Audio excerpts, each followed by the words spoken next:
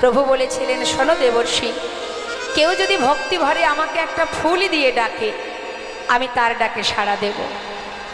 দয়াময়, তার কাছে যদি ফুল না থাকে, ভগবান বললেন কোনো দুঃখ নেই, কেউ যদি একটা তুলসী পত্র দিয়েও আমাকে ডাকে, আমি তার ডাকে সাড়া দেব।